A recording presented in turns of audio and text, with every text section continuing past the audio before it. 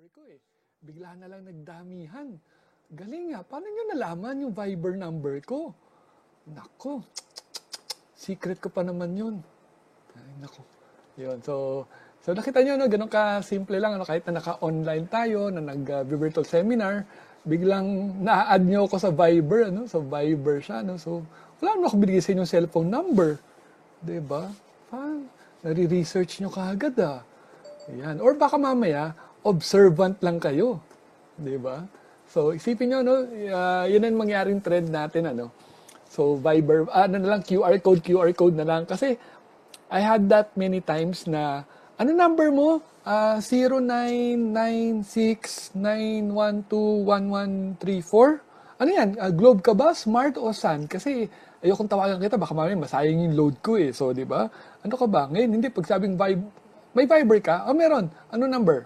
Kuha ka agad. Okay. So, hindi mo na isipin kung magkano ano kasi Viber naman libre. So, at the same time, yung mga QR codes are also very helpful, ano? So, sa business cards, you can also place there yung mga Viber QR codes ninyo para pag magkita kayo, scan na lang ng QR codes. Total, sanay naman tayo mag-scan, ano? Ang dami natin yung mga trace scan, QR code scan, pati sa ayuda yata, may pa-scan na rin, ano? So, yan talaga yung nagiging new norm. Uy, ano ba yan? Sunod ng pag-add. Naku! Subukan kong ma-replyan lahat, ano? No? Ang dami na nakaka-discover. Sino ba nagkakalat ng Viber number ko? Grabe, oh. Sunod, oh.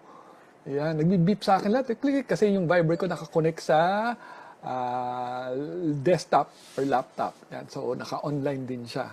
Yan, so, marami na ang friends sa Viber, ano? Yan. So, ano pa ba? Yun, so, yun ang magiging new trend, ano? Viber QR code. Since ngayon, dati kasi nung ginagawa ko to 2018, yung mga ano yan? QR code. Kailangan scan. Anong kailangan? Paano mo scan? Sabi ko, camera lang. Pag iPhone ang dala mo, mabilis lang si iPhone, nakaka-recognize ka agad eh. Pero pag Android, sometimes kailangan pa mag-download ng QR scanner.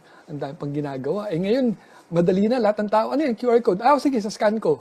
So lahat may pang-scan na lahat. Ano? So pagpasok ko sa government offices, kailangan QR code. Yun. So marami. Ano? Okay, so let us start now. So let me just share my screen again. So again, ang lecture seminar natin kanina, natapos na tayo 8:30 to 10:30 on the 2021 Outlook. 11 to 12, we had yung quick course on social media presence. Yan.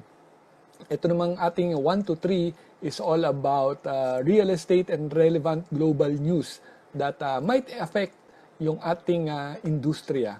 Yan. So, let me just start sharing again.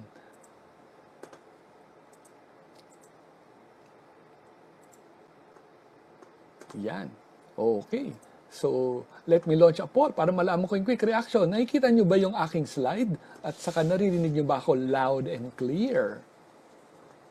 Yan. Pasensya na doon sa mga choosy dyan na gusto pa may pa-echo-echo. So, pasensya na po.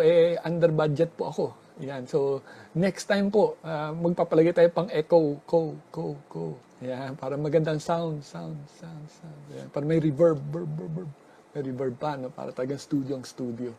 Yan. So, maraming salamat sa mga sumagot. Yan. Very active. Yan ang gusto makita ng PRC. Active tayo na naka-on ang camera para makapagpa-picture tayo para at least pag may mga random inspection, nakikita ka agad. Yan. So, again, good afternoon. This is the 4th and 5th hour of our lecture. After this one, you'll be credited with 5 credit units as required for the renewal of your accreditation as real estate salesperson. So, tandaan nyo po, accredited real estate salesperson po. Wala pong, baka po may makita ko may maglagay, licensed real estate salesperson. So, wala pong lisensya po ang real estate salesperson kasi po, wala naman po siyang exams. So, accredited real estate salesperson ayon sa RA 9646. For those na nagtatanong, Sir, yung DHSUD, kailan ba ang deadline? Mamaya, babalita ko sa inyo kung kailan ang deadline. So, kailangan mo lang sa DHSUD ang PRC valid ID. So, kung sakali mag-expire yung PRC ID mo or yung accreditation number, pero malapit pa lang, so ipa-renew mo na yung DHSUD. Total, kailangan lang naman, ang tawag dun, updated at active na PRC accreditation number. Yan, sabihin nyo na lang to follow na lang kasi nga hindi pa naman expired eh. Sa mga expired na, good luck, sana walang masyadong penalty. Alam ko, konti lang naman yata yung penalty sa ganun eh, renewal. Mamaya may balita tayo tukol sa mga yan, kasama yan sa real estate news update ngayon na. Ayan. So our topic for this afternoon is the global and Philippine news updates that impact the real estate market. So again, just in case you have questions, queries, bigla ako nawala ng sound or something, so kindly write it down in the chat box and subukan kong mabasa. So hirap kasi na nagle-lecture tsaka nagbabasa, no? So kung na-miss out ko, hopefully maabutan ko rin. Ayan.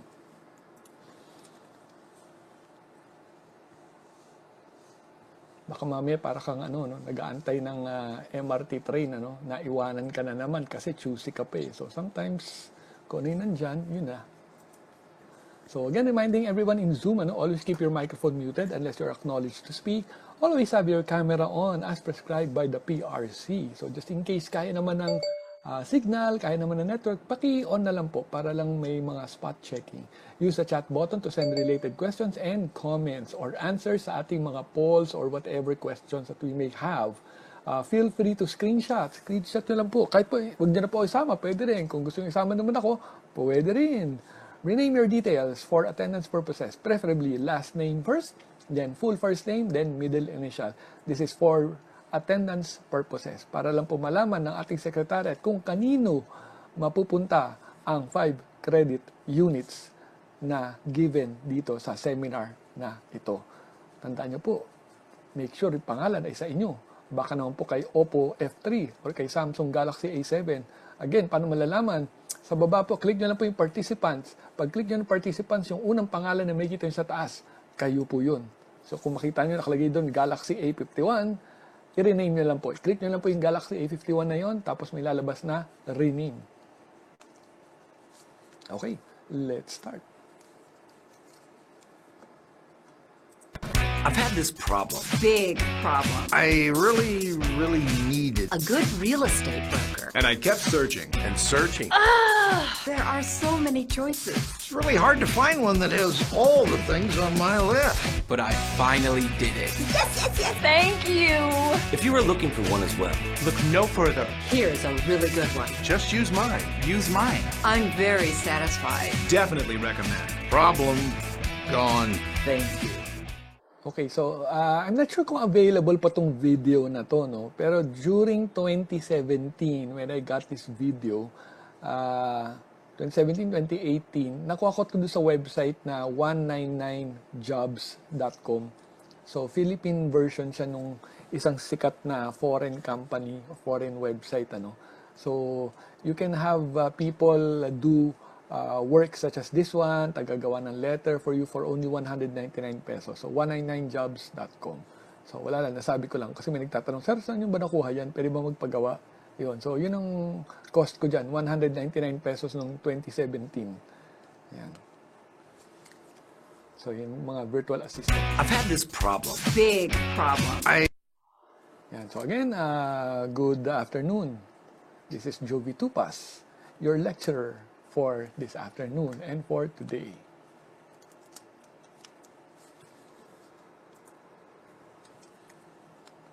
Ayun, dito pala nakita yung Viber, kayo naman talaga, oh.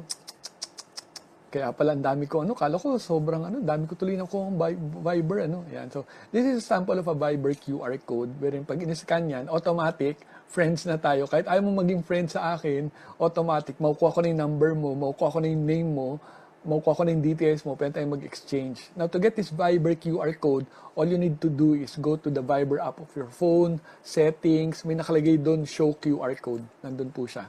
And for those of you na gusto magkaroon ng ganyan, tapos yun, copy-paste na lang. Again, usually kapag when I'm teaching mga social media, tech, yan, so I always have this slide on. So, pero alam niyo na rin naman to kung ano to mga to, but for this episode, Season 1, Episode 3 natin. Yan. So, magiging iba yung mga use nito because more on technical knowledge and financial skills and news ang papakita ko sa inyo ngayon. So for those of you na medyo, wow, ano ba yan? Parang sobrang high-tech na yan. Pang ano na yan, ibang klase na yan. Pang mga AIM or pang ano na yan. AIM, PMA, PNP, or kung ano man initials na SSS, pang ano na yan. So some of these may be directly related to you. Some of them may have no relation to you, but definitely everything that I'll be telling you will be related somehow with real estate. Yun lang po. Let's start. Again, welcome. This is the global and Philippine news updates that impact the real estate market in 2021. First up, yan, galing sa worldpropertyjournal.com. So, driven by tight inventories and deep freezes, U.S. home sales slide in February. So, even sa U.S., bumabagsak ang bentahan ng home sales ng real estate. So, it's not only the Philippines na affected, it's the entire world that is affected by this pandemic. So, huwag kayong malungkot na, naku, baka tayo lang ang medyo napasama dito. Parang tayo lang ang negative. So, hindi naman. So, lahat naman affected. When they said slide, it doesn't mean a slide na talagang bagsak na bagsak. Bumaba lang siya. In fact, in a similar report, sinabi niya na Palm Beach area luxury home sales spike 62% in February. So what happened? So Palm Beach area, ito yung parang, isipin nito parang Palawan, Siargao, Boracay, yung nagmamarket dyan. May nakita ko kanina parang nagmamarket ng mga beach resort sa Batangas, sa San Juan, saan pa ba, sa Catanduanes, sa Cebu, yan, yung mga nagmamarket, ano. Actually, you'll be surprised na dumarami yung benta nila. Primarily because of yung bagong setup na work from home. So, ba't ka mag-work from home sa bahay mo when pwede ka mag-work from home sa beach? Diba? So, as long as may internet lang, okay na. So, usually mga ibang mga may extra funds, ito na yung ginagawa. I know of some friends, some clients, na ganito ginawa. Na they have this big home sa New Manila during this pandemic. Wala sila dun. Nasaan kayo? Dito sa farm namin sa Tagaytay. Ano yan? Bago? Hindi, matagal na to. Kaya lang we never go here sa Tagaytay farm. Parang vacation house lang namin. But now, mas feeling safe kami dito kasi ang laki ng area, tapos may wifi na kami. So sometimes, nagkakaroon ng shift lang ng priorities. Pero, it's still real estate.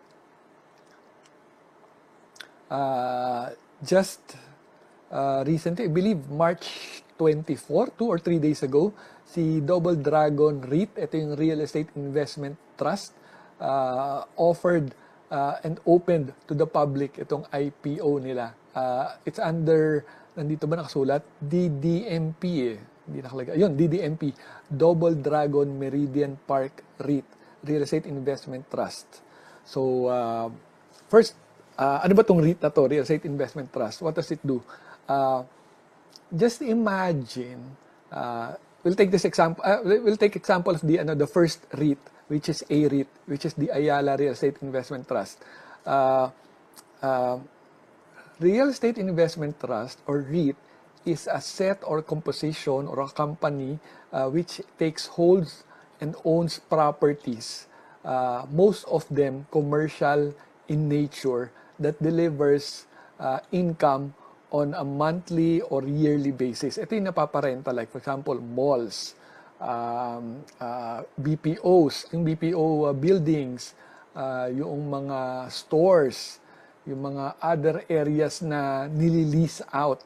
So, kumbaga, ito yung negosyo sa lupa or sa property that always has income because it's a leasing business. Okay, so leasing business. So, ang nangyayari dito, every month, every year, may kita kahit papaano. So, if you like to join that commercial rentahan, leasing business and other allied businesses that can be under the Real Estate Investment Trust, you can buy shares and you can be assured that every may mga period, may mga times or dates sila na nagbibigay ng dividend. So, kumbaga, kita. Para kang kasosyo na doon sa Ayala Mall or parang kasosyo ka sa building ni Ayala na investor ka At depende sa number of shares that you have, yun din yung equivalent number of dividends. So parang before sa A-REIT, correct me if I'm wrong, so again, hindi ako doon sa experts level, pero may alam ang konti pero hindi doon sa experts. So those of you who are experts sa stock market and finance, I believe nagbigay sila ng dividend parang 20 plus pesos. So correct me if I'm wrong, palagay sa chat box for those financial experts. I believe nagbigay sila ng dividend ng parang 20 pesos. Correct me if I'm wrong, So for every share that you have or for every share that you bought nung A-REIT na yan, bibigyan ka ng 20 pesos equivalent. So if you bought 1,000 shares times 20, meron kang 20,000 pesos. So yun ang kita mo sa share nung negosyo nila. Yun siya. So so far si A-REIT lang ang meron, and just this year, si Double Dragon just introduced their real estate investment trust. Ito yung Double Dragon Meridian Park Real Estate Investment Trust. Itong Meridian Park, ito yung building ni Double Dragon sa may malapit sa may MOA.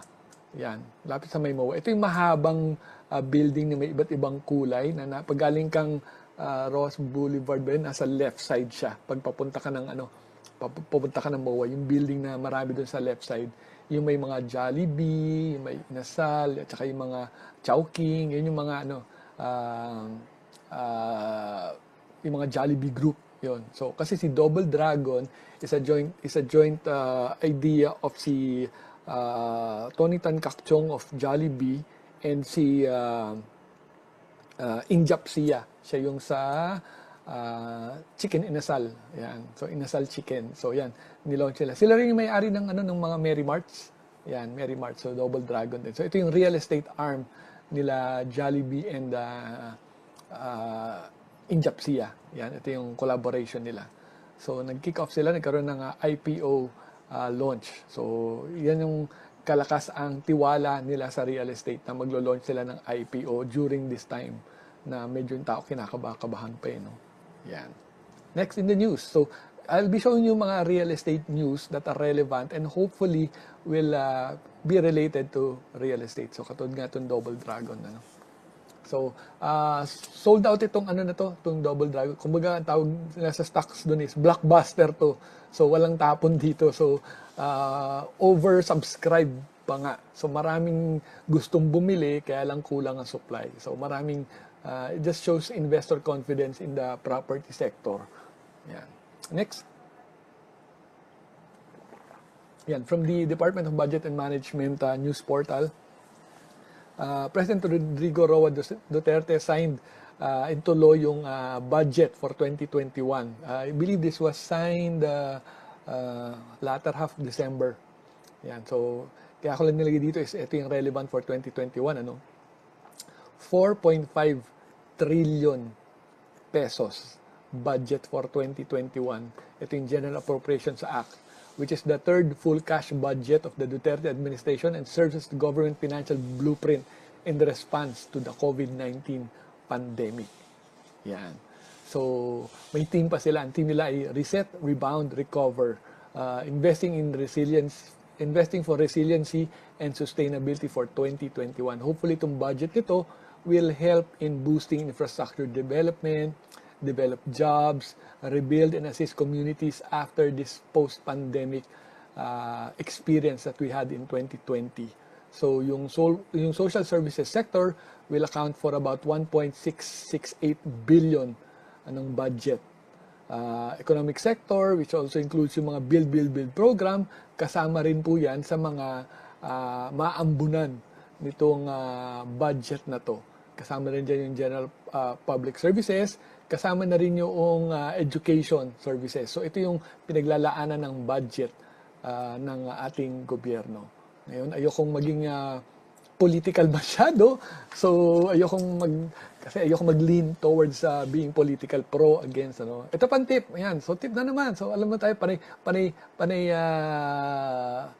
tip lahat tayo may kaya-kaya tayong pananaw, panindigan, sinusuportahang kandidato. So, ito ang tip, if you're into real estate, as much as possible, like what I taught do sa kanina nung 11 to 12, try to keep your profile page as neutral as possible to get more clients as much as possible. Kasi example lang, ano? Again, walang political, walang halo, ano. For example, makaganyan ka. Ayan. Maka pro-administration ka. Okay. Advertise ka ng properties, nagkataon yung kliyente mo is makadilaw. Ayan. Di ba? Kunwari, hindi naman makaganyan, dilaw, maka-yellow, or ibang political parties. Pag makita niya yung page mo na makapula ka or maka-administration, ay nako, kaya hindi umaasensong bansa natin dahil sa mga taong ganyan, naniniwala sa ganyan. Ay nako, bahala ka, maganda yung project mo, pero hindi ko masuportahan yung mga pananaw mo sa buhay. Ayun, so hanap na siya ng iba. Again, extreme, sobra yun, extreme. But I'm sure you've seen some pages na pagpunta mo pala parang nakaka-off na kahit na maganda yung gusto niyang layunin, pero yung post niya nakaka-off na parang ayaw mo na i-follow up. So there are people na ganun. So as much as possible, if you want to sell, try to be neutral. Kumbaga, again, tulad dun sa morning session na natutunan natin, at saka yung mga comments na nilagay niyo sa ating chat box, ano yan, plastikan talaga. So pag ahente, tagang plastic talaga. So sometimes, minsan, may pananaw ka, tapos yung kliyente mo may ibang pananaw, kahit gusto mong sabihan na, wala, quiet ka na lang, kasi isip mo, ano ba gusto mo? Prinsipyo o benta? I'm not asking you to choose. Kanya-kanya tayong belief, kanya-kanya tayong perception. But during that point in time, kunwari nagko-closing ka na, at iba kayong view ng kliyente mo, anong pipiliin mo? Close mo na yung benta? O push mo yung prinsipyo mo? Pero pag pinush mo yung prinsipyo mo, baka mawalan ka ng benta. Or, push mo muna yung benta, and then tsaka mo na lang yung prinsipyo mo. So, again, that is not for me to decide. That is for you to decide. So, at least kahit papano, mapag-isip-isipan mo. Kasi check na rin, kasi baka mamaya kaya rin, I'm not saying na yun ang only reason, no? Baka mamaya, I'm saying is, baka mamaya yung t-shirt mo, panay mga slogans na hindi nagugustuhan ng kliyente, yung Facebook mo, may mga articles na hindi nagugustuhan ng kliyente or against sa prinsipyo nila. Sabi ko nga sa inyo, even as simple as schools na FEU, tama raw, ang pinakamagaling sa basketball, talo namin ang lahat, di ba? Paano kung ibang school yung kliyente? Ganun ha? Sige, panalo ka sa basketball, pero yung benta na para sa'yo, hindi ikaw mananalo. Yan, again, extreme. Pero, again, pagpilian mo, prinsipyo, benta. Benta, prinsipyo. Ano uunahin ko? Kanya-kanya tayong pananaw, kayo na po ang mag-decide.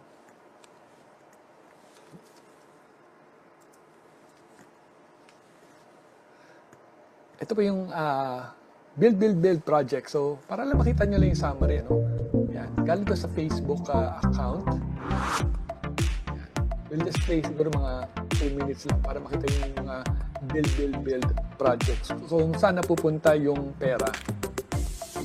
Again, baka may mag-comment, hindi naman lahat ng pera pupunta dyan. Pero, nonetheless, yan yung pinagtutuunan ng budget.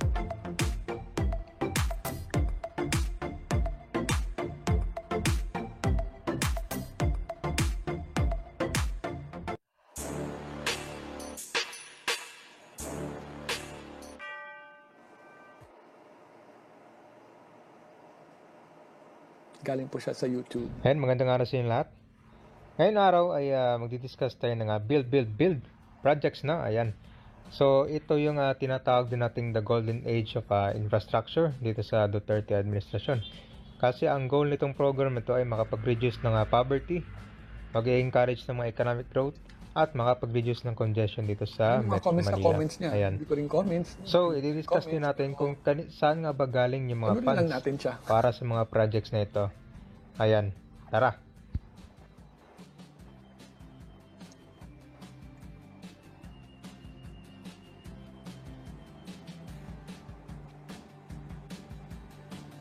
Ito yung pinaplanong Metro Manila Subway. Funded by JICA, Japan.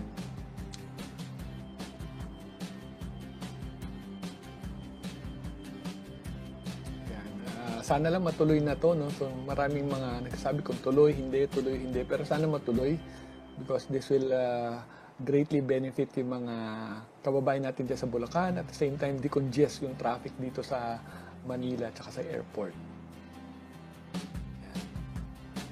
Meron na tayong bagong trains na dumating at in order, ano? So hopefully isipin nyo makapag-train na tayo from north to south. Diba? Better than yung bus, mas mabilis, walang traffic. Yan. Meron din itong Mindanao Railway Project in Davao City. So, kakaroon na rin train funded by China. Yung mga projects na nakalaan. So, hopefully masimulan, and then sana kung sino man ang susunod na administrasyon, sana lang may pagpatuloy. So, mahirap kasing ganun, baka mamaya ibang administrasyon kaya kanyang project. So, sana matuloy. I'm not sure kung tong Sangli matutuloy into its full-blown capacity. Although alam ko operational na ito, tapos may mga parang cargo, tsaka some passengers pa lang ang dumadaan. Pero let's see. Tignan natin. Sana tuloy-tuloy.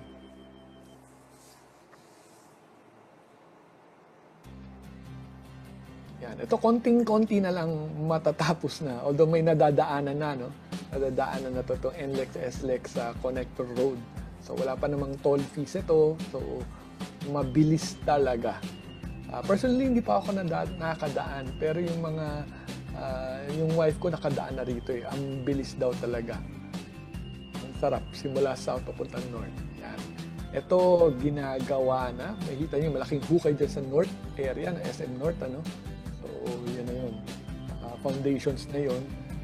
Didikit-dikit na ang MRT 3, LRT 1, future MRT 7, SM North, Trinoma. So ito na nga guys, no? Dito sa yung makikita nyo sa baba guys, may drainage sila na inaayos yan, no?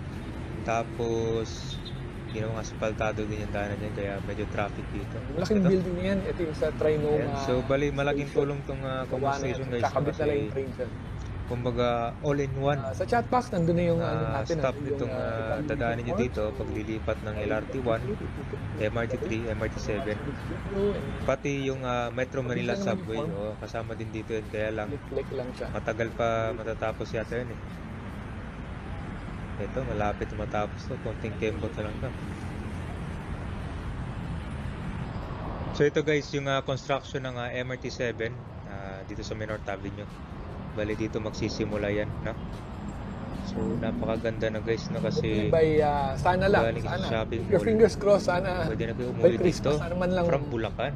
May magawa silang section para masubukan natin. Wala masyadong mga billboards pa yata dito. Gaano kasarap itong MRT7. Malayo pa, pero so yung way dyan, padiretso guys, papuntang kanyan, Balintawak, no? Ito may tinanggal pala sila dito na post building na to. Just forward, ano? Mahaba pa yung video, pero yun lang yung papakita ko, yung mga updates lang. Just in case you want to know about yung build project, so meron tayong website, I think build.gov.ph if you want to be updated. At the same time, check na rin kung ano yung mga updates that are coming towards your area.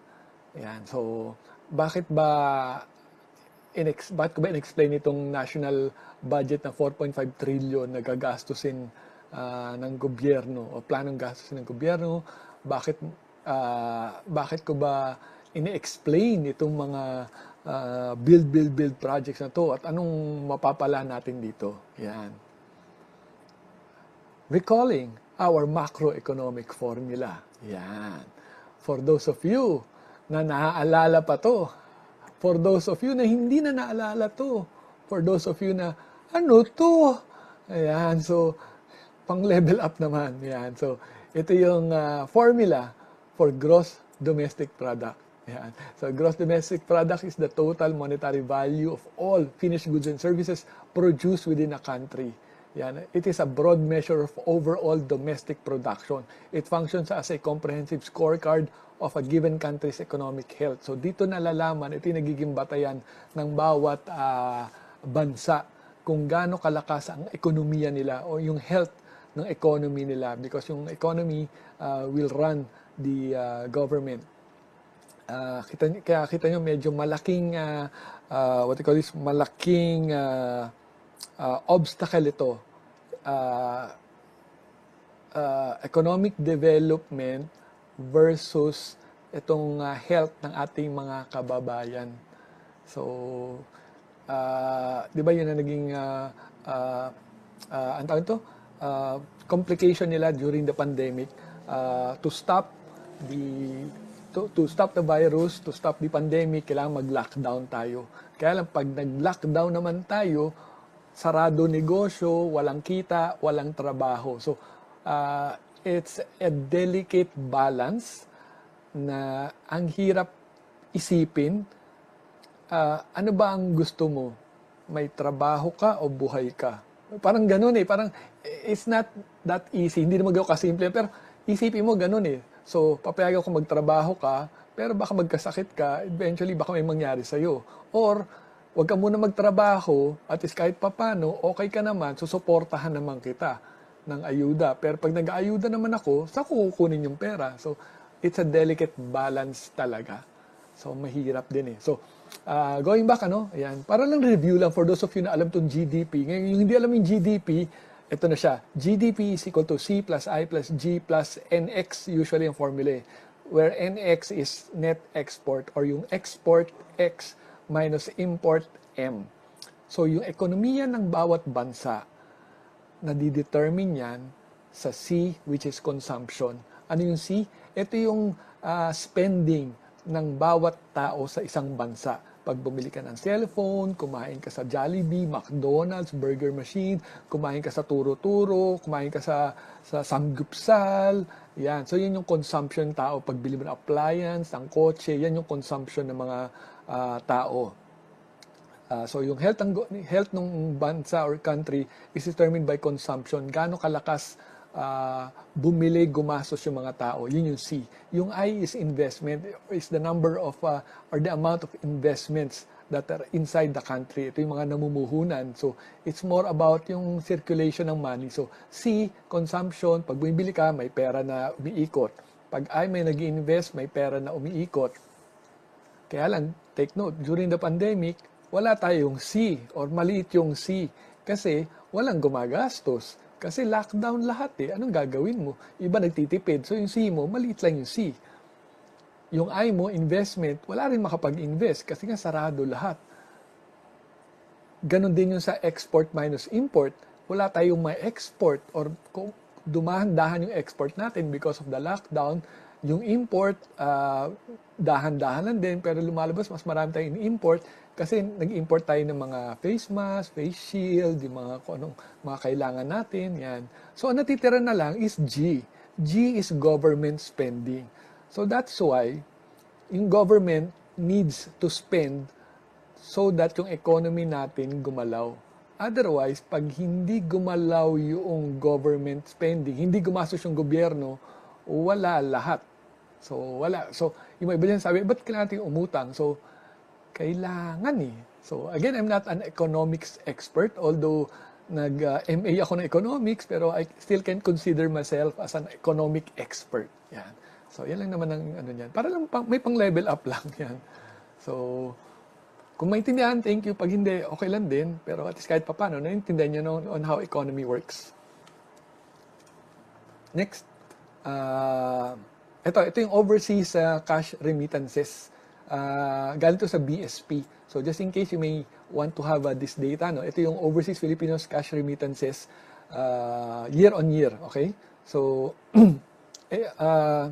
yung mga OFWs natin, land-based, ito yung land, yung nasa lupa, ito yung mga engineers, architects natin from other countries, ito yung mga utility workers, yan. Yung X minus M, yun yung export minus import.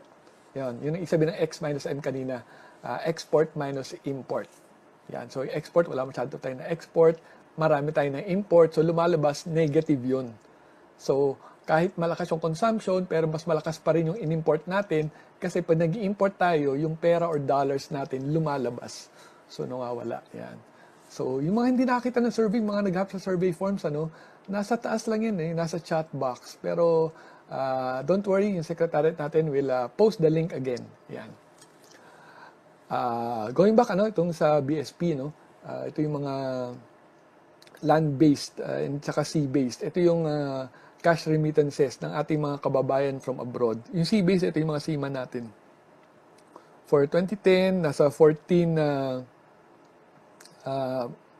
ilan ba to? $14 billion. Let me double check my numbers kasi in thousands of US dollars siya. Sandali lang ha. Hap tayo ng pen. Kasi pag may pen, mas maganda yung aral natin pag may pen. Yan. De, para magamit ko yung pen. Yan, so yun to. In thousands of dollars ang bilangan. So, pag sinabi siyang 14 million, so sabihin 14 million thousand. So, sabihin niya 14 billion dollars ang dinadala ng land-based Filipino workers natin noong 2010. Ang sea-based or yung mga seaman ay 3.8 billion dollars ang dinadala nila sa ating bansa. Noong 2020, ito pa yung mga numbers, 23 plus 6 equals 29.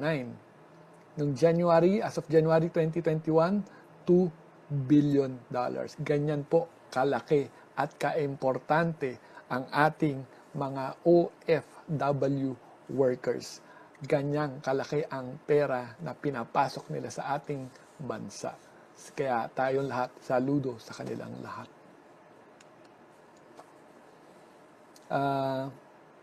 Comparison lang. Yan. Ito, pag-isipan nyo rin. Ito, may tip ako dito.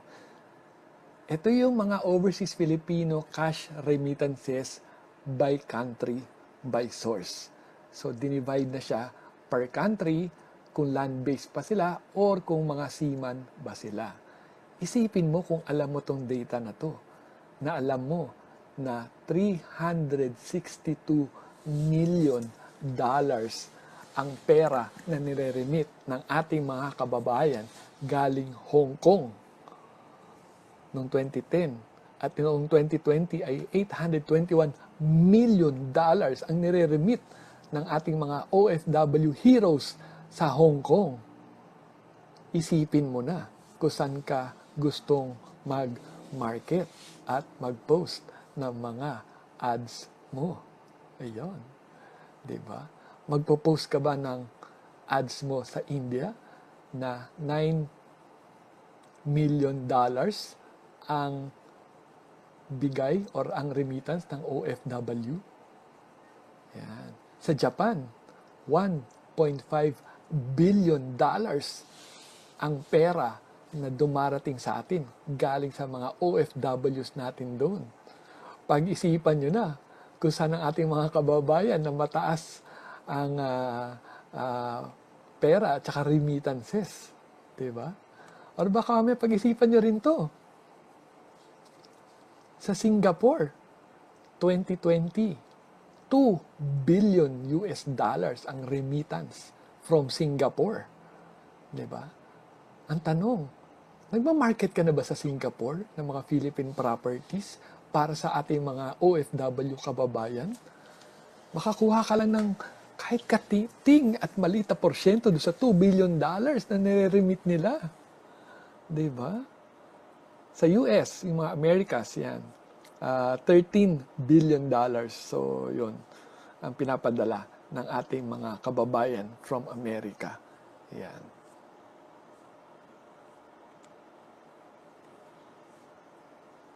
The pessimist complains about the wind.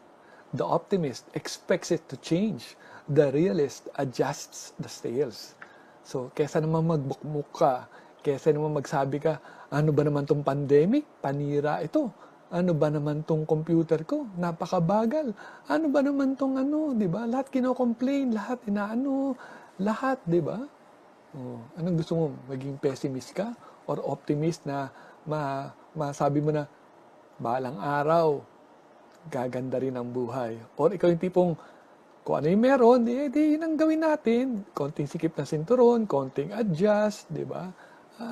Makakaraos din tayo. So I'm sure that most of you, since you are attending itong renewal, you are trying to accredit yourselves. So ibig sabihin, I would just assume, sa tingin ko lang naman, kaya kayo nagpaparenew is because meron kayong nakikitang future sa real estate. Meron kayong nakikitang mga pagkakakitaan. Or baka mamaya, even in spite of the pandemic, kumikita kayo. Turo naman kayo dyan. Sabihin mo naman sa amin kung ano sikreto mo. Diba? Pero syempre, minsan ang sikreto, ayaw pagsabi, baka mamaya may makaalam, tayo-tayo lang. So that's why I'm trying to explain some of the secrets that you may not yet know, pero kahit papano, nape-predict mo na kung saan pupunta ang industriya at saka saan maghahanap. Yan. So again, kanina, no, OFW remittances yan from the website lang, bsp.gov.ph. May kita niyo kung ano yung mga countries na mataas ang cash remittances. You have that option. Doon ka mag-market sa matataas or pwedeng doon ka mag-market doon sa maliliit, thinking na sa sobrang liit nito, malamang ayaw nila dito kasi maliit lang daw yung market. Pero tandaan mo, maliit ang market, ikaw lang ang tao doon, sa'yo lahat. Rather than go for the bigger markets, ang dami nyo doon mag-aaway-aaway, saan ka? So again, depende yan sa'yo. Di ba? Depende sa'yo. Anong gusto mo? Doon sa maraming aswang o sa maliit na aswang? O doon sa ano na ikaw lang yung aswang? Di ba? So isipin mo kung ikaw ay vampira, saan mo gusto? Mambiktima sa barangay na marami kayong vampira? O doon sa barangay na maliit lang, pero alam mo ikaw lang? Ayun. The reason why I mentioned that is because people have this notion na doon tayo sa US mag-market, sa Dubai, UAE, Middle East, Hong Kong, di ba? Kasi sabi lang, ang laki ng market yan. True, ang laki ng market. Kaya lang problema, ang laki ng market, ang dami ng ahente. So isipin mo rin kung saan ka mas okay. O doon ka huwag ka dyan sa market na yan. Kunti lang Pilipino dyan, sa 10 lang eh. Oo nga, sa 10 lang. Pero kung ako lang naman ang ahente doon, akin na yung 10 na yun. Wala akong kalaban. So, yan. This is, kanina, no? I think I showed this one, yung PSEI Index, March 22, 2021. So, ito yung nagiging trend. So, usually sa pagbasa sa stock market, usually advance ang readings ng stock market ng about mga, correct me if I'm wrong, yung mga analysts at saka yung mga mahilig dito sa mga candlestick na to, mga fundamentals, yan. It's about, the stock market is about 3 to 6 months advance forward-looking on what will happen to the economy. So kung ano yung nangyayari sa stock index now is what will be happening to the economy in general here in the Philippines 3 to 6 months from now. Kumbaga, advanced thinking yung economy. So marami kasing matatalino na iniisip na nila na ganito mangyayari in 6 months. So dapat ngayon pa lang bibili na ako ng stocks o ngayon pa lang magbebenta na ako. Yan. Again, yung sa Bitcoin. Yan. So, sa Bitcoin, medyo erratic kasi ito eh. So, for those of you who are thinking of investing in Bitcoin, Ripple, Ethereum, ingat-ingat, read the books, at your own risk. Yun. Pero, mukhang may promise dito. Kasi kita mo, 1 year lang, parang times 5 kagad ang kita mo. Although, of course, risk rin. Pwedeng times 5, pwedeng 0 ka. So, hindi mo rin alam. Depends on your risk appetite na tinatawag ko. Next, again, we're here sa mga real estate news updates relevant to the real estate industry. Lecture natin is from 1 to 3. Hopefully, by around 2, we'll have a 5-minute break and then balik po tayo ulit. Ayan. So, COVID-19 cases in the Philippines. So, latest, dito latest, I think I got this also Monday. Yan. March 21, itong data na to. Although you can go to doh.gov.ph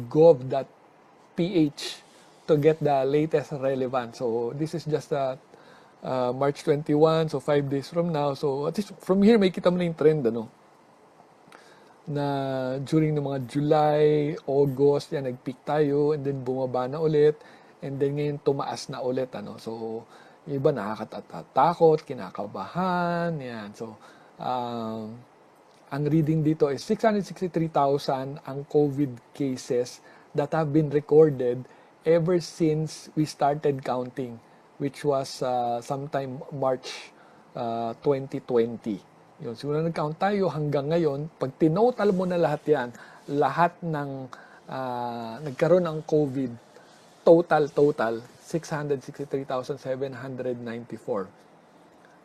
Active cases, 73,072. So, anong sabi itong 73? Ito lang yung merong recorded active cases ngayon sa Pilipinas. 73,000 lang ang recorded active positive cases sa Philippines. 73,000 lang.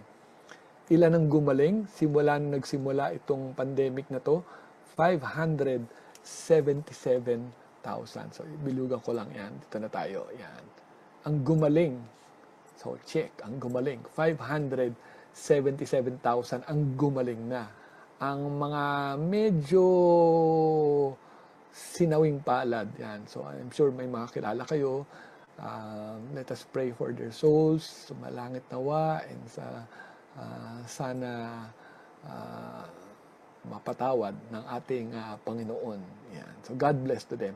12,968 ang hindi sinuwerte. Yan po ang pagbasa niyan. Ngayon, kung ang titignan mo lang is ito, nakakatakot talaga. 663,794. Grabe! Katakot na ako. Wala nang pag-asa tayo. Huwag ka nang umalis. Huwag ka nang bumenta. Pero, anong gagawin natin? Nandito tayo sa pagbebenta. Pag tayo pagbebenta, wala tayong kakainin. Wala tayong wala talaga. Diba? Ako, iniisip ko na lang, pag nakikita ko 663, iniisip ko lang na out of 663, 577 naman ang kaso na gumaling. Tapos ngayon, 73,000 ang merong COVID ngayon. Again, ayoko sabihin na lang. Ayoko naman sabihin ano kasi grabe pa rin talaga. Mataas pa rin, tsaka mataas. Diba? Pero it's all about your perception. Gusto bang isipin yung 663 na kaso o yung 577,000 na gumaling o yung 73,000 na active lang ngayon. Yan. So, kanya-kanyang perception, kanya-kanyang ano yan. And since nasa real estate industry tayo, mga mahilig lumabas. Yan, mga ahente, mga pasaway na mahilig lumabas. Make sure lang na meron kayong mask at saka face shield. Yes, alam ko medyo personally, OA sa akin yun. Pero, sa tindi ng pandemic na to, sa tindi ng virus na to, kung pwede lang ako mag-face mask, face shield, mag-helmet, at saka i-tape ko, basta may oxygen tank ako, baka ginawa ko na sa sobrang kaba ko. Yan. So, sa ating mga kaibigan dyan, mga kakosa na ahente, ingat lang po kayo sa mga areas na to. NCR area, yan. So, ito yung mga total cases sa region natin, ano. So, NCR, Calabarzon, Central Visayas, Central Luzon, Western Visayas. Mga top provinces at saka cities na may kaso. Yan. Ingat-ingat lang po, ano. Quezon City, Manila, Cavite, Laguna, Rizal. Yan. So, it's not meant to scare you, pero iba yung ingat. Extra care tayo. So, 3, 4 na face shield, palit-palit. Every time you go home, take a bath, wash, alcohol, disinfect. Ayan. So, nasa ano tayo parang frontliner na rin tayo. Ayoko sabihin frontliner kasi siyempre yung mga health workers, sila ang totoong frontliner. So, siguro tayo yung mga third in line na lumalabas kasi makukulit ang mga ahente. Tsaka kailangan din natin lumabas Yan. By the way, alam nyo ba na APOR tayo? Authorized person sa outside residence. Yan. Double check lang because ang nakalagay do sa listahan ni IATF is yung real estate brokers ang APOR, authorized persons outside the residence. But for some, I believe ino-honor nila yung salesperson's accreditation as an APOR. So kindly double check na lang sa mga syudad ninyo kung na-honor yon. Okay, next slide.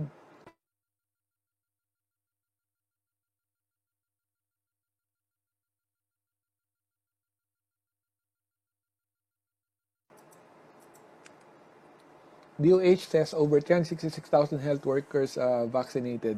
So, as of March 22 rin to. So, personally, yan, mabagal. Pero, kung ano yung nandyan, okay lang.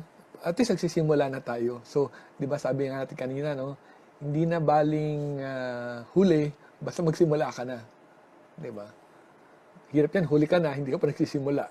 Diba? So parang ano lang yan sa pagbebenta, sa pag-ano natin, gawin mo na ngayon. Hindi na baling yung unang gawa mo, di ba sabi ko sa inyo sa mga videos na first na ginagawa ko, ang pangit talaga, hindi ko talaga type talaga, pero at least magsimula ka na.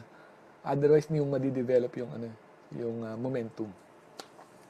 Yan. In the Philippines, corona cases ang natin is 671,792.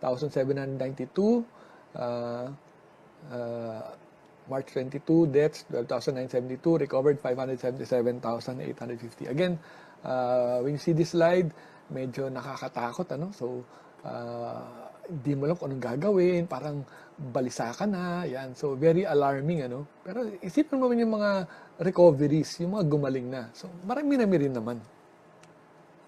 Yan. Compare natin sa ibang bansa. Ano ba yung status nila? Ay, sorry.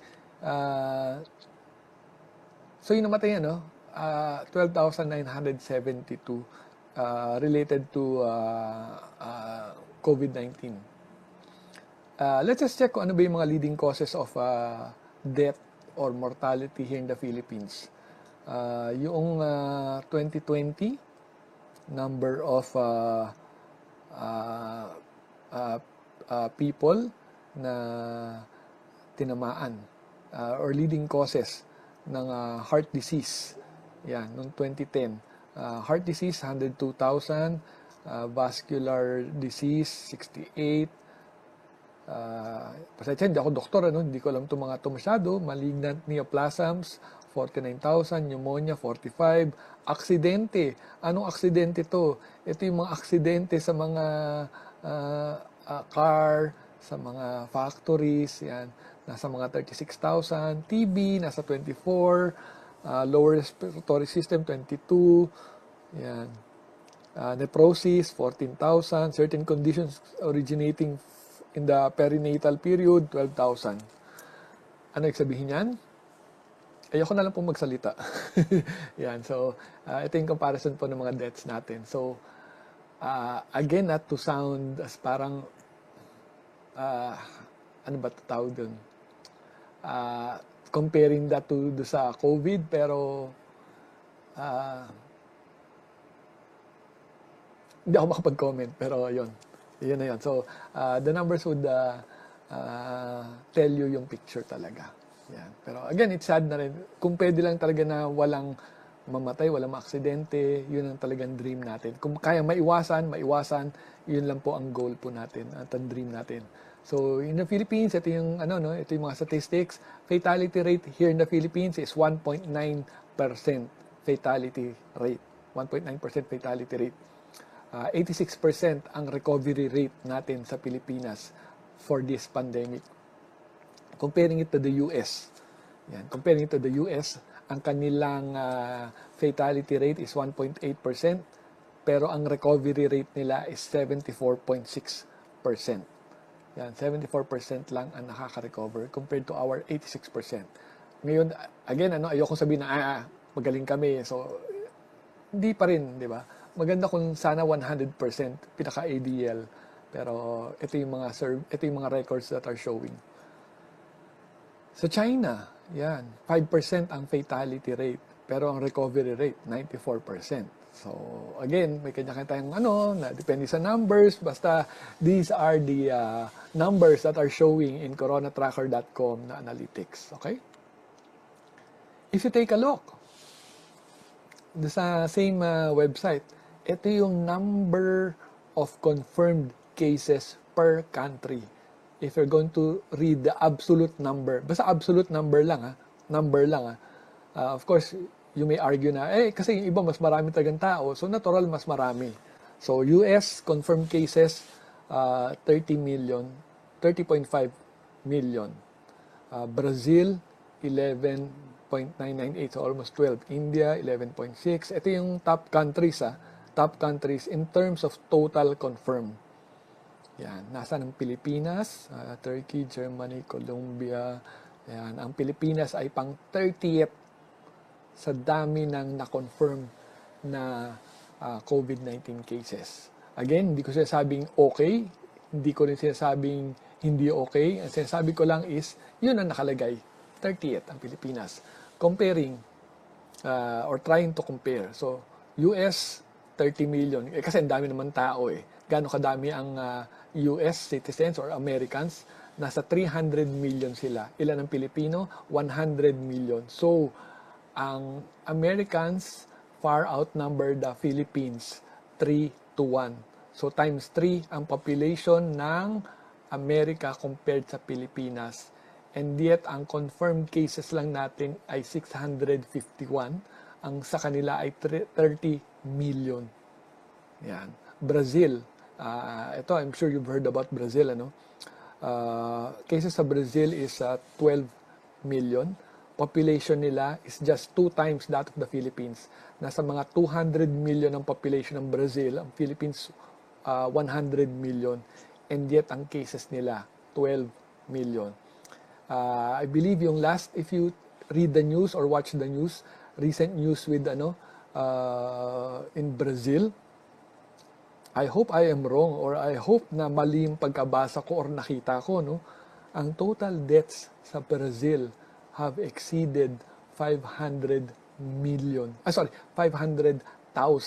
deaths. Para nasa 600,000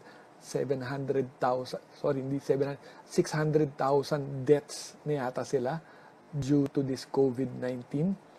Ang here in the Philippines, nasa na tayo, no, per day na positive, I think 8,000 or nearing 9,000 per day, In Brazil, nasa 70,000 per day confirmed cases. Wala silang masyadong strict lockdown sa Brazil. Wala silang lockdown doon. Granular lang, so to speak. In fact, yung mga gangsters doon na lockdown ng kanila. Yung mga siga sa kanto, nagsasabing, huwag kayong lalabas. Yun. So, iba nga, of course, iba na naman situation doon. Pero, just saying. Yan. Kung gusto nyo naman, ano yung mga areas na wala masyadong pandemic nito. Yan. So, ito yung countries or areas na wala masyadong confirmed cases. Yan. Sa Micronesia, isa lang. Tapos naka-recover pa. So, magaling. Kosovo, 2. Vanuatu, 3, Samoa, 3. So, kung gusto nyo, kung takot kayo, yan, pwede kayo pumunta sa mga countries na to. Yan. So, ano ba itong Fourth Industrial Revolution? Yan. So, pag hindi siya mag-play, kasi nakakonect ito sa YouTube. Hindi siya naka-play, hindi siya naka-connect. Okay. So, we are on our Fourth Industrial Revolution. So, yung una yung mga steam, and then yung manufacturing process, and then the internet. So, itong Fourth Industrial Revolution is ito yung mga convergence ng mga technologies. Ito yung mga self-driving cars, ito yung mga nanotechnology, biotechnology, blockchains, cryptocurrency, yan yung mga yon. Code. Yan. So, real money in fake land. Yan. Sorry. Ano ko lang to. Wait ano ko lang lahat. Nawala ang aking screen. Something happened. Wait lang. Yan. Explain ko lang itong real money in fake land. If you're used to playing, sino dito? May naglalaro ba sa inyo ng hindi Minesweeper, Minecraft? Yan. Minecraft, Roblox, or yung mga online games. Yan. Parang sa chat box, kung naglalaro ba kayo noon? Or have you experienced playing games na may mga outer world or yung mga new worlds? Yan. Oh yes, anak ko. Yan. Okay. So, marami nagsasabi, no? Yan. Let me just, yun. So, yan, Counter-Strike. Ayan, sali tayo, CSGO. Yan, wala akong kalaro. Ayan. Yan, so, okay. So, explain ko lang sa inyo, no, itong real money in fake land. So, just imagine itong si Minecraft or kahit CSGO, Valorant, or whatever game, virtual games that you play, what's happening right now is nagbebenta sila ng space doon sa video game na yun. It's an open world. So, nagbebenta sila ng ad space, nagbebenta sila ng mga properties na pwede mong tayuan ng virtual na bahay or virtual advertisement o magtayo ka ng virtual ads. So, nakakatawa kasi nga, nasa virtual world lang pero nagbebenta sila ng real estate. Ganun kadami. Yan. ganun kakaiba ang nangyayari. So, if ever just take a look at the link, so itong Real Money in Fake Land. So, hanapin nyo lang to. Maganda tong video na to.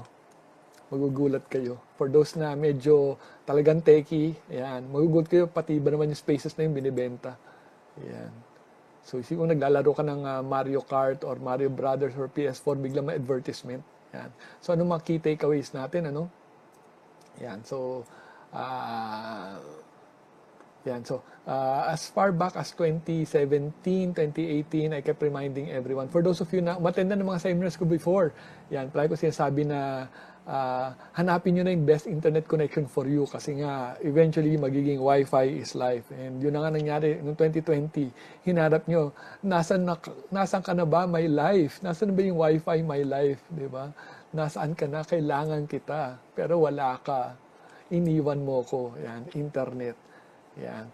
Noong 2016, di ba, yung lectures ko were all about smartphones, Androids.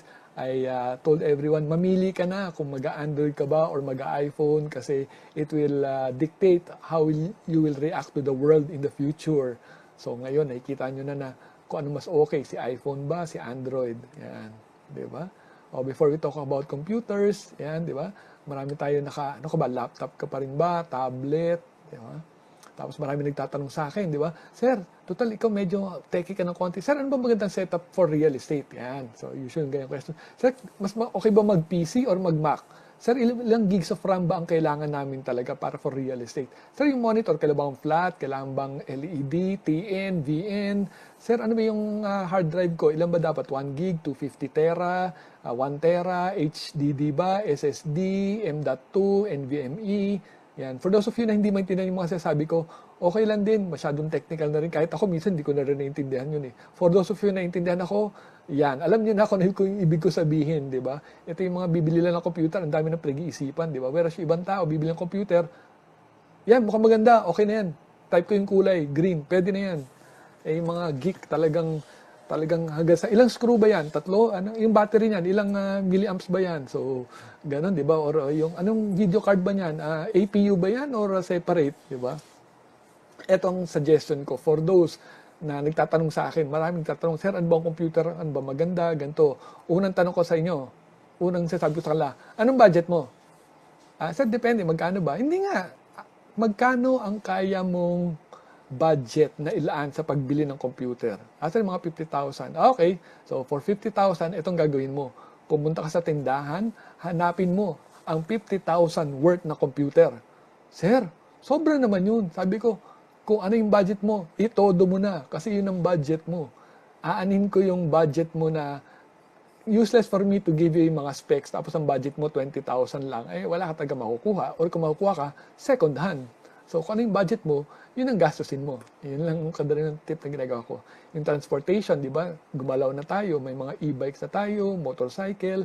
Ang bilis ng technology natin ngayon. Sa bahay, di ba? Ang dami-dami nating mga smart gadgets na ginagamit. Marami tayong mga kailangan. Ang dami tayong smart lights, LED. Isipin mo, pati sa bahay, may CCTV ka sa bahay. Ibang klase. Dati CCTV sa opisina lang, sa labas ng bahay, sa may bangko. Ngayon, pati sa bahay, may CCTV ka, Ayan. So, time check is 2:10. I promised ng 5-minute break, So, we'll have a 5-minute break right now. Yan. And then, balik tayo after 5 minutes. Okay? The time is 2:10. Balik tayo ng 2:15 after 5 minutes. Ayan. So, okay? 5 minutes. Hindi, ayaw umandar yung countdown clock ko eh.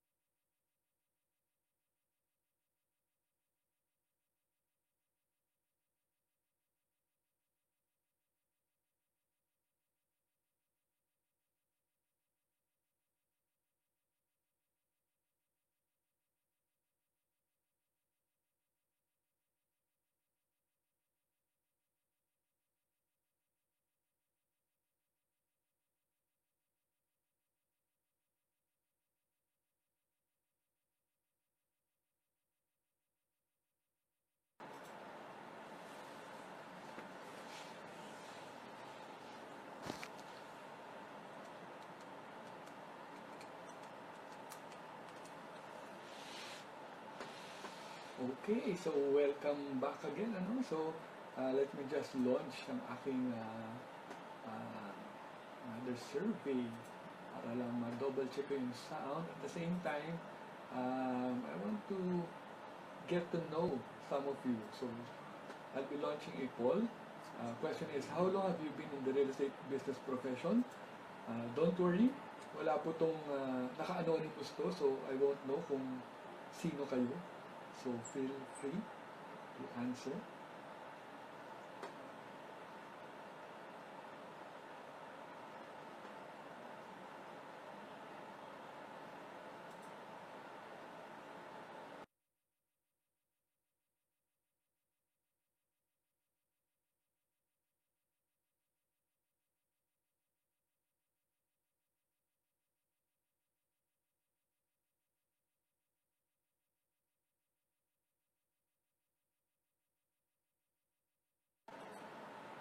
Let me just check.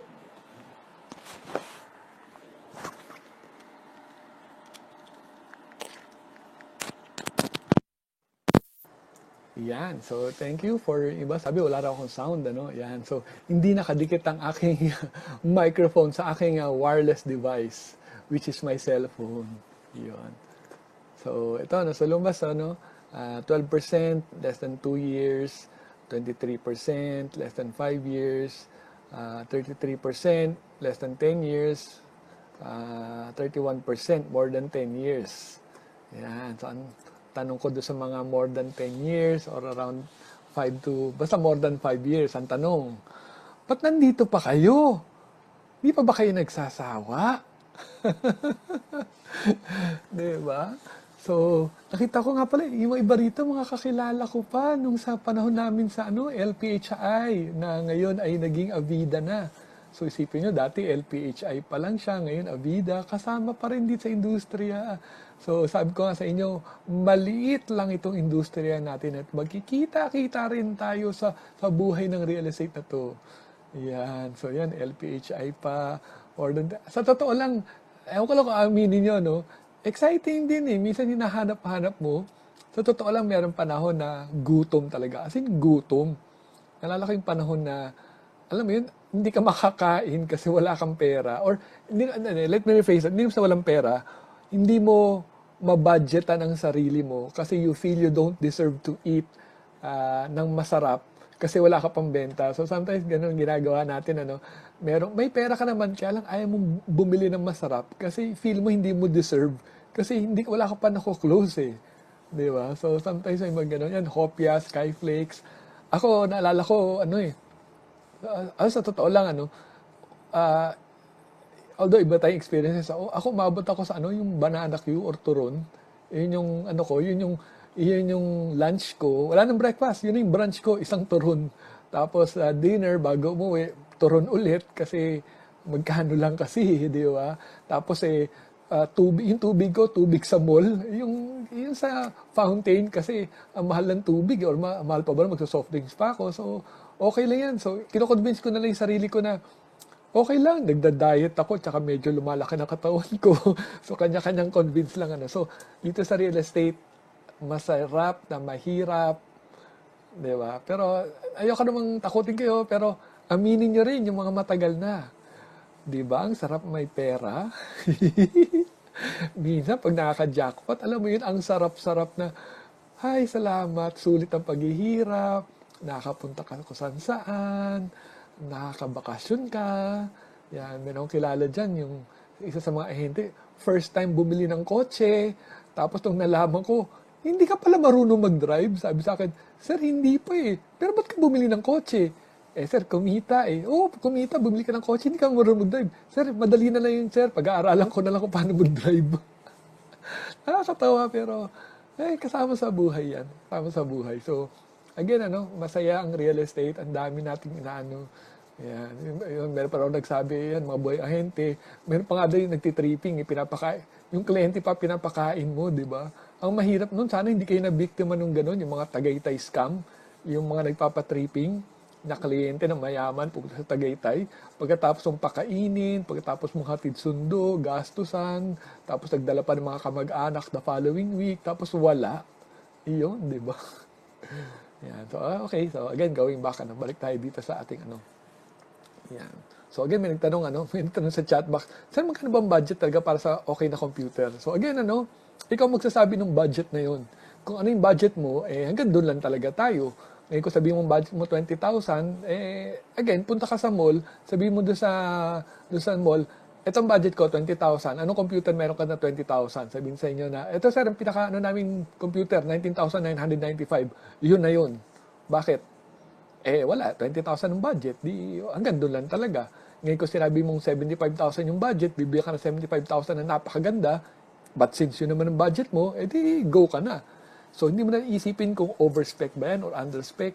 Kailangan mo ng computer, kailangan mo ng laptop, ito lang ang budget ko. Hindi tayo pwede maging choosy. Hindi ka na pwede mag-choosy na, ano ba naman to? Ang bagal-bagal. Kasi hindi ako naka-SSD. Kasi yung budget mo, ganun lang. Wala tayong magagawa. Diba? Para yung mga kliyente natin, ang daming mga, pag binibenta mo ng bahay, hindi ba kasama yung aircon? Hindi ba kasama yung washing machine dyan? Yung refrigerator? Dapat isama mo na. Parang, hirap, Yan, so, again, pasensya na, medyo, hugot-hugot lang. Yan. So, what has 2020 done to real estate selling? Ano ba nangyari itong 2020? Paano ba nabago yung natin, yung buhay natin nitong real estate, di ba? So, papansin nyo, nitong 2020, lumaganap yung mga ganitong klase. Now, welcome to your beautiful home. Yung mga pa-YouTube, yan. Ako, noong 2020, kasi nga, makaalis, gawa ka naman ng mga Metro Guide Realty, your Metro Manila real estate guide, brings you our latest open house tour for a brand new 5-bedroom house and lot for sale located in BF Homes, Parañaque City, Metro Manila.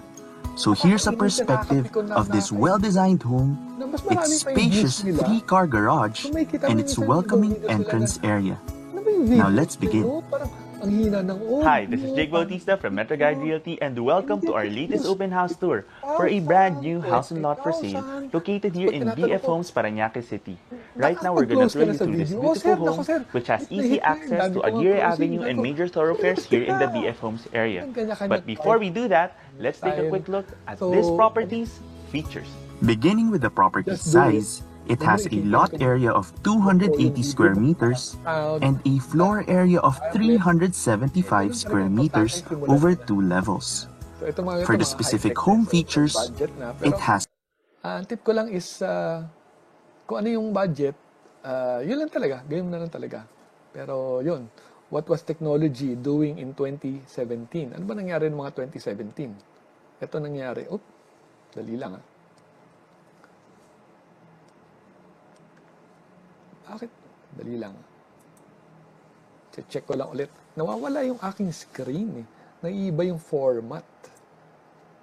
Yan, let me just check again. I think pag nag-on ako ng video So, yan, let me just share my screen again.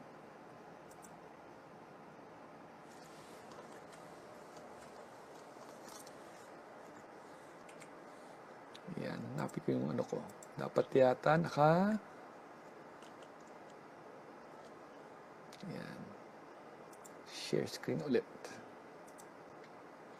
Okay, so ito yung video kanina.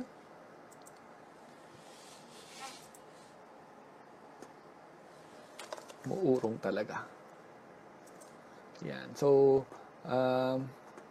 let me just share yung full screen para wala ng medyo mas madali na. Yan. So, full screen share ko na lang siya.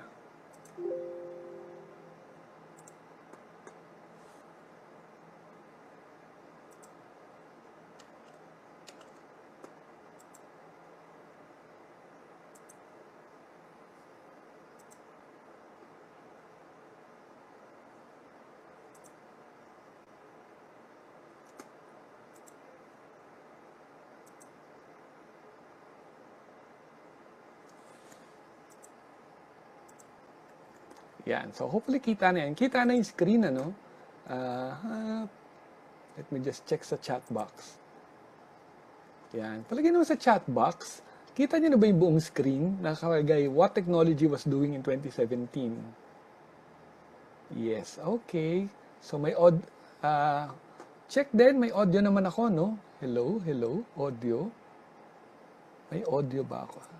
Ayun, okay. So, yan, nakikita ko yung monitor ko, nag-on na siya.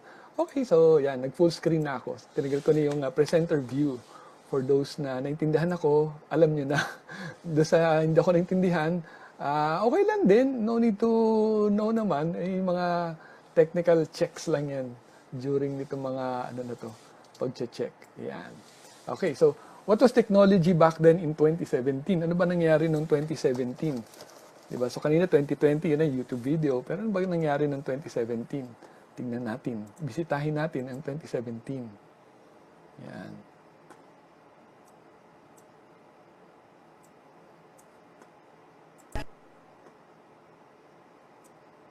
Yan. So, this is the video I've been doing in 2017.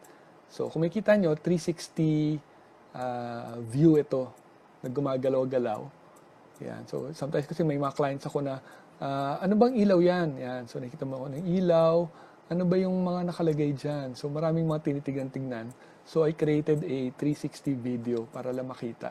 So, yung client na mismo ang nagmo-monitor, yung client na mismo ang nagsasabi kung anong gusto niya, gano'ng kataas, yung flooring, ano ba yung carpet, di ba? Sometimes may mga client tayong ganun eh. Daming mga tanong-tanong. Yan. So, what was technology being used and available noong 2012? Yan. So, please lang po, wala pong magko-comment, ha?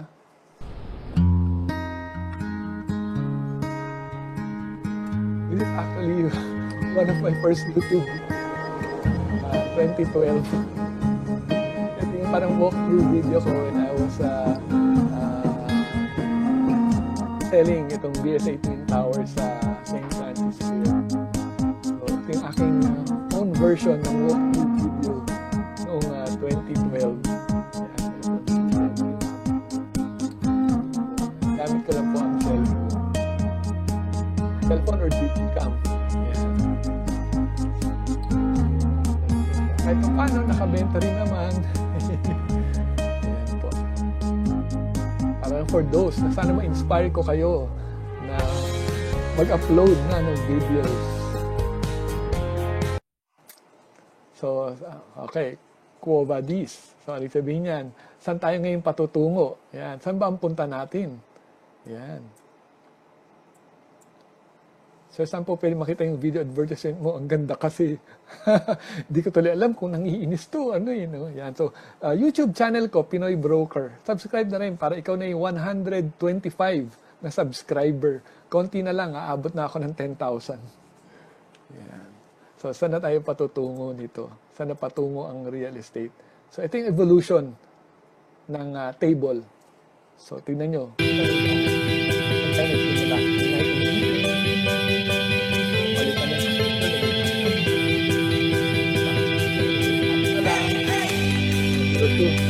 Up na lang.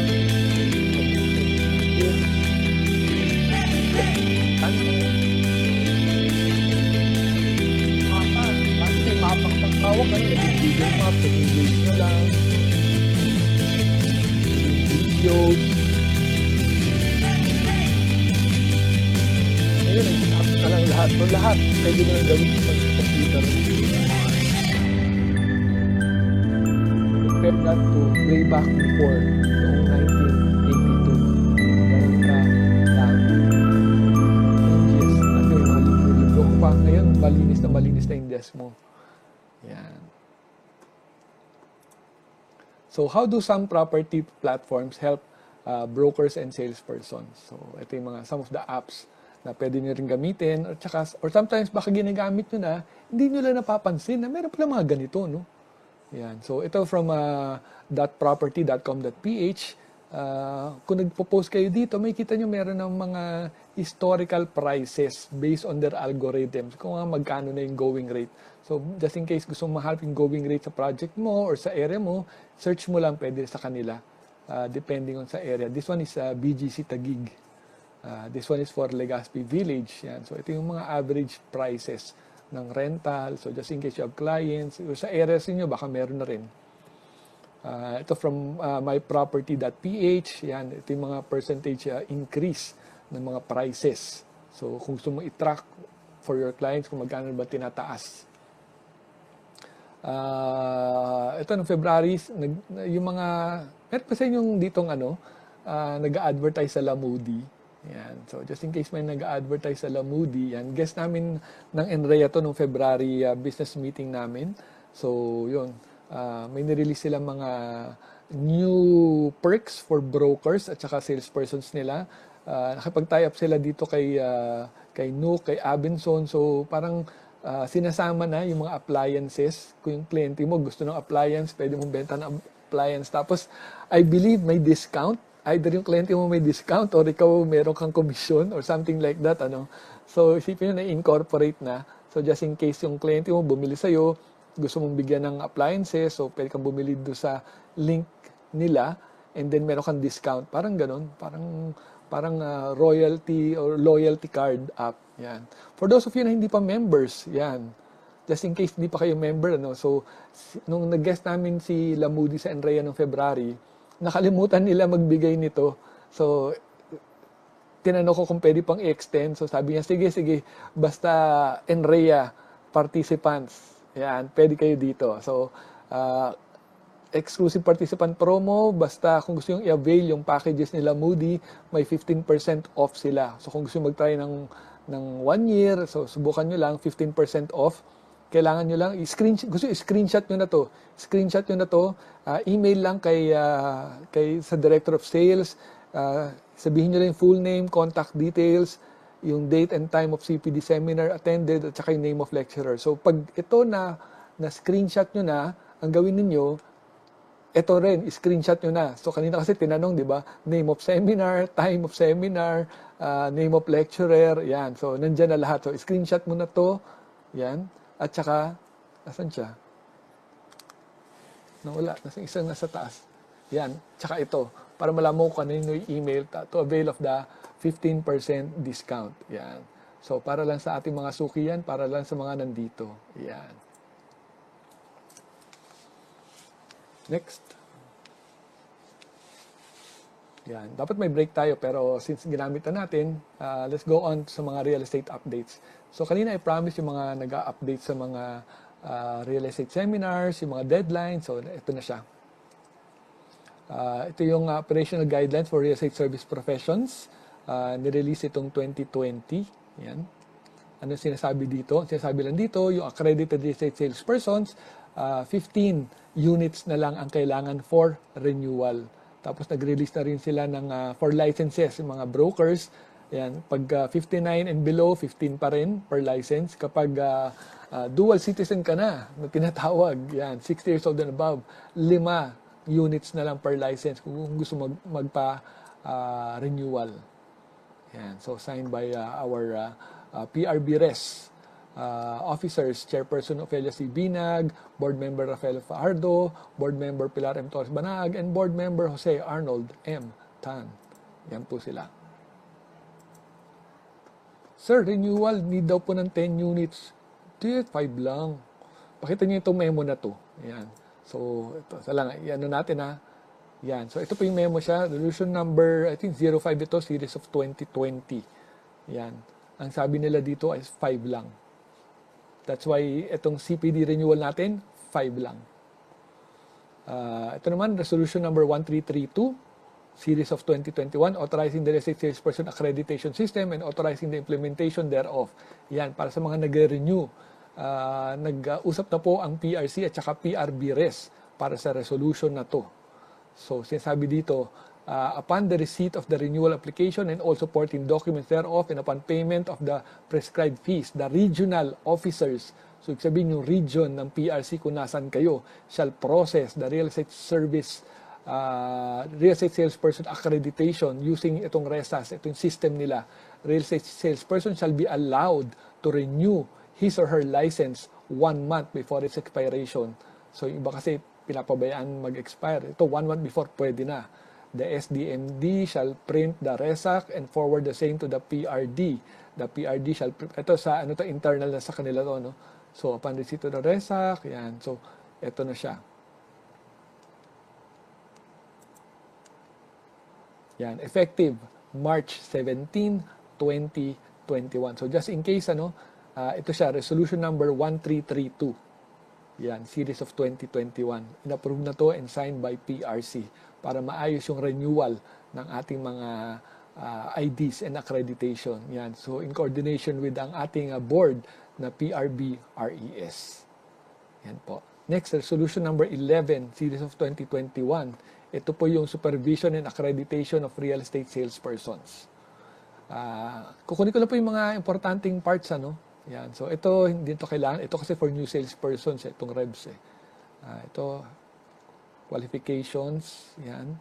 Ito yung documents, hindi na ito kailangan. Kasi renewal na kayo So pag renewal, yan, to. For renewal purposes, duly accomplished renewal application form, original copy ng completion and required continuing CPD units, which is this one, undertaking declaration issued by the licensed REB. So, kailangan meron kayong licensed real estate broker na magsasabit ng undertaking and declaration na sinasama kayo sa grupo niya. Kasi nga, meron tayong 1:20. 3.4, 1 piece, 1.5 by 1.5 picture with white background, complete name tag. 3.5, photocopy of PRC ID of the supervising broker with 3 signatures. Yan po. Procedures for renewal. Submit all accomplished RES renewal application form attaching the required documentary licensure and registration division of the PRC regional office. So kahit regional. Iba kasi pupunta pa sa Manila para mag-apply. Yan. Pay the fees, get OR and claims tab, claim the renewed accreditation card at the PRC regional office. So doon nyo rin po siya i-claim. Yan. Next. Validity. Yan. Applying for real estate accreditation shall pay the following fees. Application fee for accreditation, 450. Upon initial registration, ito yung first timers, additional 450. Kapag i-renew yung ID, yan. So, good news. 2 years na valid. Yan. So, again, pakita natin itong memo na to, para at least makita nyo. Baka mami, hindi nyo na-picturean. Yan. Resolution number 11. Series of 2021. Yan. So, pakita nyo lang po itong resolution na to at least kahit papano, maano kayo. Yan. Grounds for dislodging. So, just in case nag-resign si salesperson, matatanggal sa listahan. Yan. Ito yung mga conditions for dislodging. Again, this was signed by our honorable PRB-RES officers on March 1, 2021. So kita nyo, kahit na pandemic, kahit na ganitong nagtatrabaho pa rin itong ating mga PRB-RES officers. Attested by Attorney Umayma Gandamra of the PRB. Yan. Ito rin po yung copy na ang broker, that the broker has to sign and affix his signature or her signature for accreditation ng mga salespersons. Noong November 6, 2020, yung DOJ nag-release ng Department Order 269, Authority to Conduct Investigation Case Build-Up on Unregistered Real Estate Practitioners. So, in-order na ng Department of Justice to hereby granted authority to conduct investigation case build-up of alleged violations ng RA 9646. Ito yung mga colorum na tinatawag. So, medyo active na even pandemic, may na-resolve na. So, hopefully, ma-organize na itong real estate industry natin kasi alam niyo naman, kasalanan ng isa, kasalanan na rin ng lahat. Para sa mga nagtatanong, yung sa DHSUD, ano na ba nangyari? So ito ang latest release. Suspension of imposition of penalties for late renewal of registration of real estate brokers and salespersons for the year 2021 in light, signed by Department Head, Department Secretary Eduardo Del Rosario, in light of the continuing enforcement of quarantine measures in the country and the need to observe physical distancing and in order to prevent the influx and crowding of brokers and salespersons renewing the registration for the year 2021 in the regional offices of the department, the imposition of penalty for late renewal of registration is hereby suspended until March 31, 2021. Thereafter, the penalty for late renewal shall be reimposed in accordance with existing rules and regulations and circulars pertinent thereto. This department order shall take effect immediately for strict compliance. Kung matatandaan nyo po, kapag kayo ay nagbebenta ng projects from developers, kailangan nyo po, aside from PRC accreditation, kailangan nyo rin po ng DHSUD registration. So, sa mga hindi pa nakaalam, yung DHSUD, ito po yung dating HLURB registration na ginagawa natin. So, wala na pong HLURB, naging bureau na lang siya under DHSUD or the Department of Human Settlements and Urban Development. So, kung ano yung office ng HLURB dati, most likely, yung pa rin naman, na iba lang yung pangalan. Naging under na sila sa DHSUD.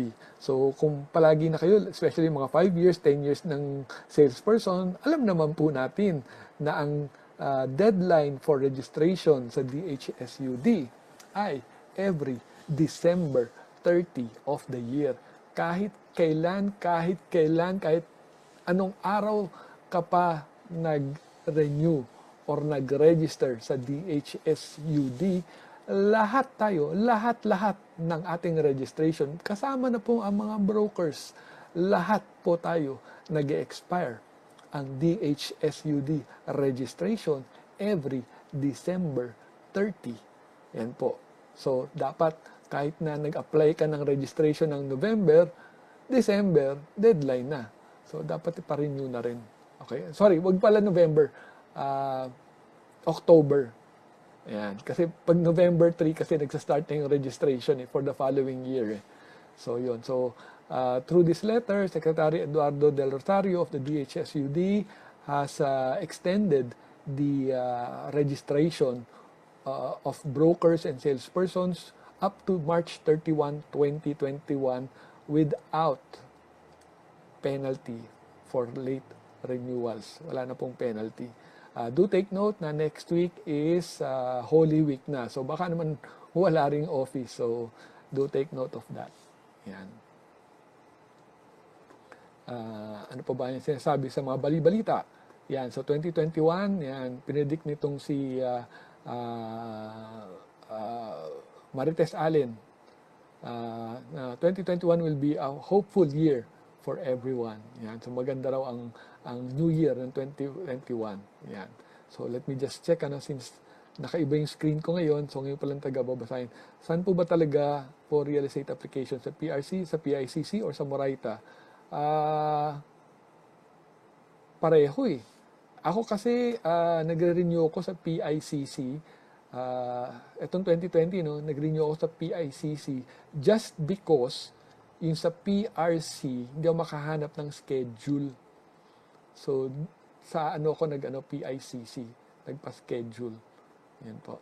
Wala pong extension, sir, ang renewal ng PRC po. Hanggang 31 lang po ba talaga? Yung DHSUD hanggang March 31 lang talaga. Pero kung active pa naman yung PRC ID mo, I believe pwede nang i-renew ang DHSUD registration. And then hopefully to follow na lang ang sa PRC. Yan. Before, with some organizations, what we did was, so long as meron kang, kasi tinanong ka rin, so nasama ako doon sa pandemic renewal na yon. So I had to renew 2020 deadline ng PRC IDs ko. Sinabi ko sa PRC na, paano ba yan? Expired yung license ko ng June 2020, pero kasi ang closest date ko lang nakapag online appointment, September. Ano nang mangyayari? So sabi ko sa kanila, sa PRC, PICC, ibig sabihin ba nun colorum na ako? Or ibig sabihin ba yun hindi na ako license kasi hindi active, hindi ko naman kasalanan. So sabi na lang ng PRC, PICC sa akin, so long as meron kang confirmed appointment schedule sa PRC, we will be considering that. So, yun yung ginawa. Consider naman. Sabi nila. Okay, kasi take note, kapag meron kang confirmed appointment sa PRC, ibig sabihin kasi nun, binayaran mo na rin. Kasi makukuha mo lang yung confirmed appointment, online appointment na yun kapag nagbayad ka. Yan. So, technically, bayad na ako before June. Yun na nga lang. September na schedule appointment ko. I tried going there July, pero yung nakausap ko medyo strict eh. So, sabi, hindi, schedule mo September. So September ka. Yung iba naman, in some regional offices, napakiusapan naman nung iba kong mga kakilala na total may schedule naman, and since kung wala naman masyadong tao, baka pwede. So, yung iba naman pinayagan. Yan. So, okay. So, ito yung sinabi ni Marites Allen, ito yung mga na itong 2021 daw, period of calmness, harmony, and peace around the world. Yan. Demand for homes outside city centers and capital region may see growth in 2021. So, again, wala ito masyadong scientific, pero meron siyang feng shui. So, if you believe in feng shui, so pati feng shui, ito yung sinasabi nila. Demand for homes outside the city centers. Yan. Next. Yan. So, sabi ng real estate, habang hindi mo pa ako pinipili, patuloy lang ako magmamahal. Ayan. So, for our clients, the time to buy is, actually, sabi ko sana now, kaya lang hindi. The time to buy was yesterday. The time to buy was last year, nung nagpapanik. So, dapat dun siya bumili. Ayan. So, in short, may sinasabi pa rin sila na